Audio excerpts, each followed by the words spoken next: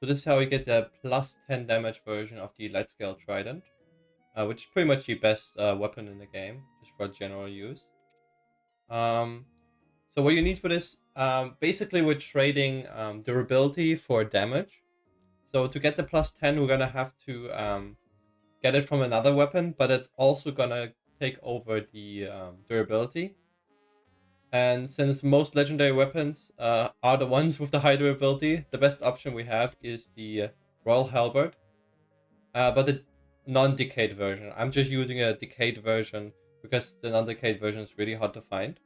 If you're curious, it's in the depths. It's on those like pedestals. Like right here, for example, there's 3 of them right there. You can check on them every blood moon to see if they have a Royal Halberd that's undecayed. The undecayed version has like 10 more durability than the decayed version, but I'm still gonna be using the decayed version just to show this. It really doesn't make a difference damage-wise, just how many times you will have to repair it.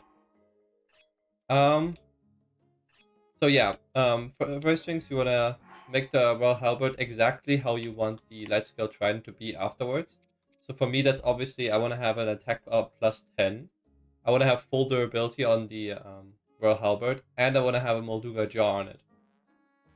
So how you go about this is you kick the Royal Halberd. You can either find the decayed version at Hyrule Castle or the undecayed version. I've already gotten over that one. So if you want the decayed version, it's at Hyrule Castle. Then you want to add the Molduga jaw or whatever you want to add to it, whatever you want to fuse, and then roll for the attack up with the Rock Octoroks. You want to do in that order just because the fusion actually gives it like 25 more durability, and it only really works the first time. So if you just make that, like make an Octorok and Held, it's gonna have the extra 25 durability for sure. Yeah, so that's about the setup. Now for actually doing the glitch. So you wanna defuse the lightscale trident. Right, now it doesn't even have to be full durability, it just has to be there. Fused to nothing. Right, you throw it on the ground and make sure you have no item equipped. Then you take out your fuse rune. Basically, pretty much what you're gonna do is fuse entanglement is what it's called. So we're gonna open this menu, right? And right before this menu actually opens up, we're gonna try to fuse to our shield. So we're gonna be in the fuse option and then open this menu. And right before it appears, we try to fuse it to the Lino shield in my case. Right? And then you close the menu for the runes. And right after you close it, you open the shields menu. That's the only way to do it. That's the only way to open the shield menu while you're fusing something. If you did that and the shield you used has nothing on it, so as you can see, there's no lightscale trident on top of this shield, then you did it. So now you're gonna just switch to another shield. It doesn't even have to be like something that nothing is fused to. You can take something that's something fused to, but it's gonna get rid of the fusion.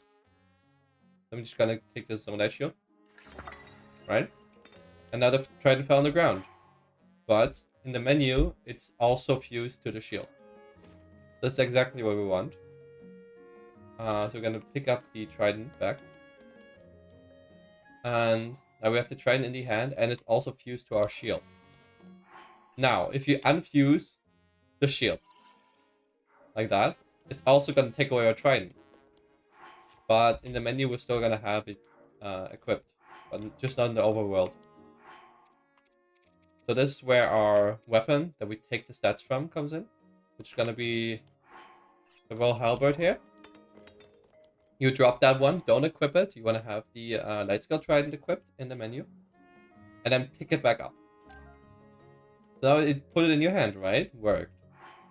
If you put it in your hand and it worked, let's look now.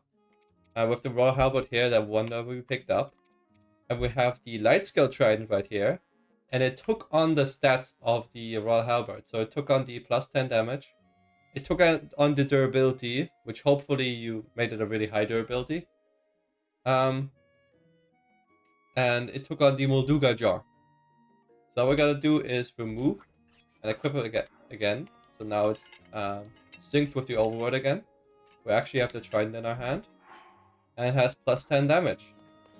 So this is pretty much it.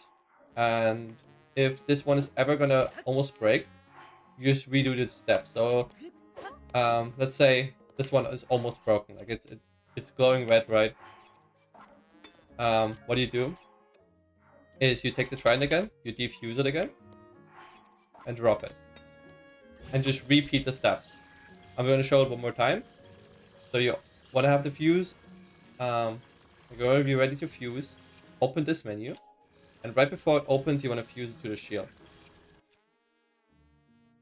Right? And now close the menu. So release the button for this menu. And then press D-pad left for the shield menu. And if you did it right, if nothing appears here, then you can swap shields. It's gonna fall off. Make sure you have nothing equipped. Pick it back up. And now it's in your hand and on the shield. Now if you fail this step, right? Let's say you only put it on the shield. That's the only way you can fail this.